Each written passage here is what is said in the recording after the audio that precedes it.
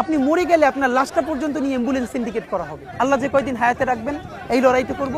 যেদিন নিয়ে যাবেন আমি স্বপ্ন দেখে যেতে চাই, আমি আমাদের এমন টিম, আমি আমার সন্তানকে রেখে যেতে চাই, আমার মৃত্যুর পরে যেন এই লড়াই বন্ধ না হয়, এই লড়াই যেন বাংলাদেশে কিয়ামত পর্যন্ত জারি। রাঘব বোয়ালরা তাদের ছানাপোনা পাঠিয়ে চাঁদাবাজি করাবেন ঢাকা হাটের মধ্যে, আমি সংসদে দাঁড়াইয়া বিসমিল্লাহ বইলা প্রত্যেকের নাম প্রকাশ করে দিই, এরপরে যা আছে কপালে আমার হবে। আমি আপনাকে শুধু এটুকুন বলি, যদি আল্লাহ আমাকে এমপি বানায়, বাকি 299 জন এমপি তার ভোটারদের কাছে ইনশাল্লাহ পরবর্তী নির্বাচনে চাপের মুখে পড়বেন ভালো অর্থে, এবং তারা শুনতে বাধ্য হবেন যে এই ছেলেটা এইটা পারলে আপনারা কেন পারলেন না।